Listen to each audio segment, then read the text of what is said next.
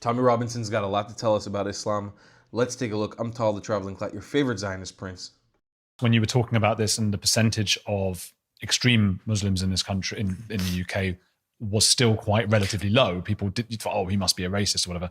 Now it's risen quite fast. No, there was nothing special about me. I'd just grown up in Luton. So Luton was a blueprint for the rest of the country. When Islam becomes dominant, as I said, the peaceful ones become irrelevant. Because they're not going to stop these groomers. They're not going to stop the terrorists. They're not going to report them. But we still have to bring them on side as much as we can. Yeah. I agree. But we can't rely on them. They're not going to solve the problem for us. We can't keep funding the Muslim groups. Like, it's insane. Muslims, when the grooming scandal hit, Muslim organisations, not non-Muslim organisations, there's a Sikh organisation called Sikh Awareness Society who have for 20 years, 30 years, longer than I have, they were on this grooming issue. They were travelling, they have sent, I think, 10 girls, they've relocated 10 girls abroad to save them. And they don't just deal with Sikh girls. They're a fabulous organisation. Look them up.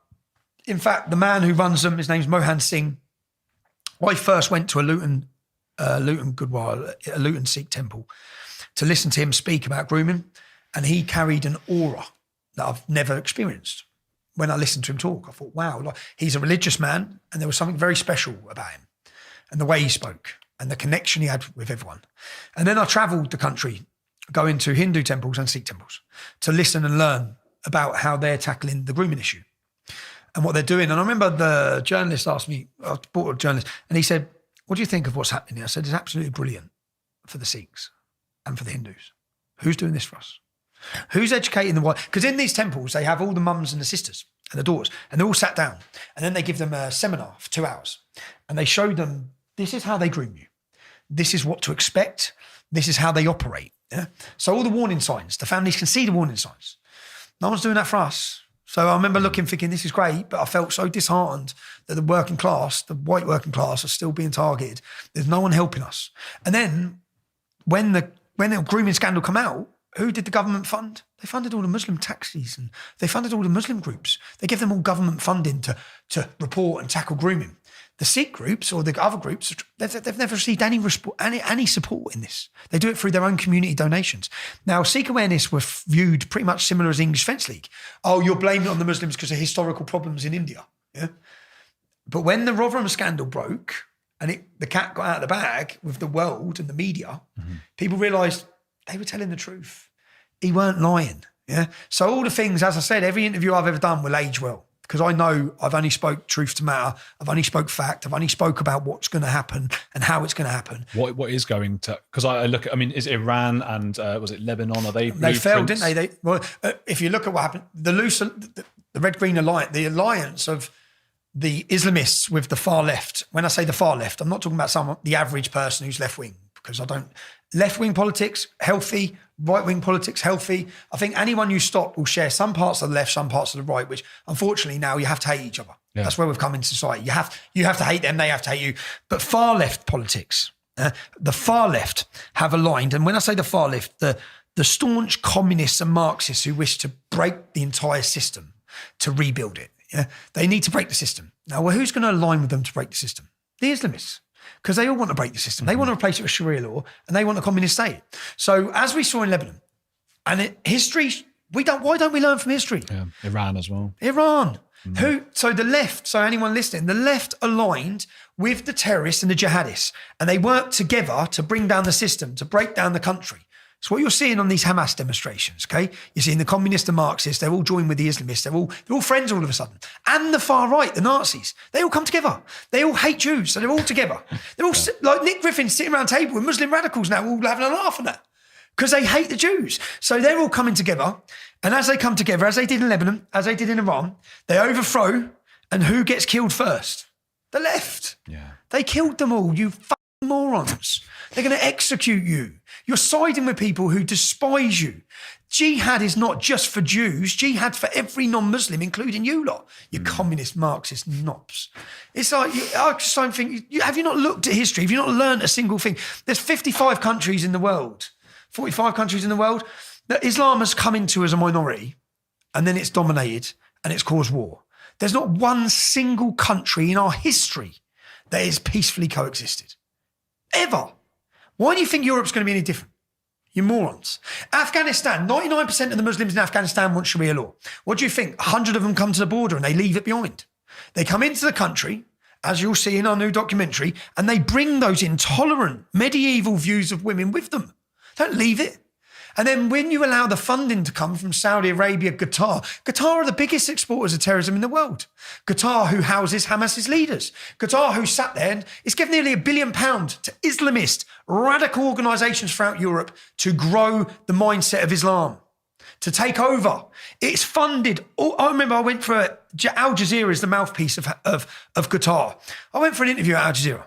To get into their building, you have to go through airport style security. Yeah, there was a terrorist attack the week before. And I sat down and said, you cheeky bastards.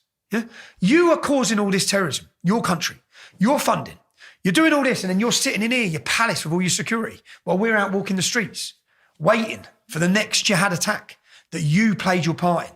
They orchestrated, Iran, Qatar orchestrated the attacks on October 7th. They've orchestrated time and time again, jihad across Europe. And it's not going to stop. It goes up every year. As the Islamic demographic increases, the birth rate increases, the demographic, the open border immigration, the more Islam, the less freedom. And then we even make a decision. Do you want an Islamic Europe or do you want a Christian Europe? Do you want a Europe that looks a bit like it does now? What do you want Britain to look like? I don't want Britain to look like Saudi Arabia. I don't want to. And I will do everything in my power to awaken the public. I'm not saying I can stop it. I'm one man, but I can awaken people and make sure people understand what the future looks like. And I truthfully believe that if every British person understood truthfully what the future is going to look like for their children in a decade's time, there'd be a revolution tomorrow, a peaceful revolution. I unfortunately disagree with Tommy Robinson on that last point.